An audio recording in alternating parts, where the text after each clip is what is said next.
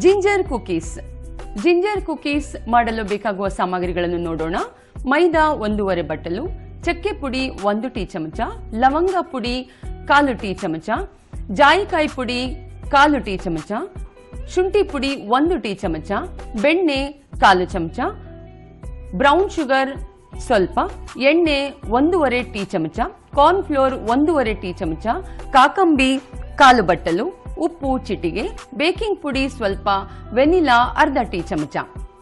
Ginger cookies ಮಾಡುವ ವಿಧಾನವನ್ನು ನೋಡೋಣ.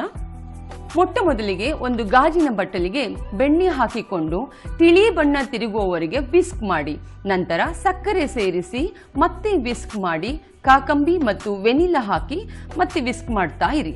ಈಗ ಚಕ್ಕೆ ಪುಡಿ, ಲವಂಗ ಪುಡಿ, ಜಾಯಿಕಾಯಿ ಪುಡಿ, ಶುಂಠಿ ಪುಡಿ ಒಂದೊಂದಾಗಿ ಹಾಕಿ ಮತ್ತೊಮ್ಮೆ ಚೆನ್ನಾಗಿ ವಿಸ್ಕ್ ಮಾಡಿಕೊಳ್ಳಿ.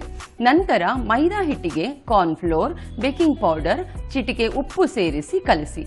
ಇದನ್ನು ಬೆಣ್ಣೆ ಮಿಶ್ರಣಕ್ಕೆ ಹಾಕಿ ಚಪಾತಿ ಹಿಟ್ಟಿನ ಹದಕ್ಕೆ ಕಲಿಸಿಕೊಳ್ಳಿ. ಈಗ ಹಿಟ್ಟು ಉದುರಿಸಿ ಲಟ್ಟಿಸಿಕೊಂಡು ಬೇಕಾದ ಆಕಾರಕ್ಕೆ ಕತ್ತರಿಸಿಕೊಂಡು ಬೇಕಿಂಗ್ ಟ್ರೇನಲ್ಲಿ ಜೋಡಿಸಿಕೊಂಡು 15 ರಿಂದ 20 ನಿಮಿಷ ಮೊದಲೇ ಬಿಸಿ ಮಾಡಿಟ್ಟುಕೊಂಡ ಓವನ್ಗೆ ಇಟ್ಟು ಬೇಕ್ ಮಾಡಿಕೊಂಡರೆ ಕುರುಮ್ ಕುರುಮ್ ಜಿಂಜರ್ ಕುಕೀಸ್ ಸವಿಯಲು ಸಿದ್ಧ.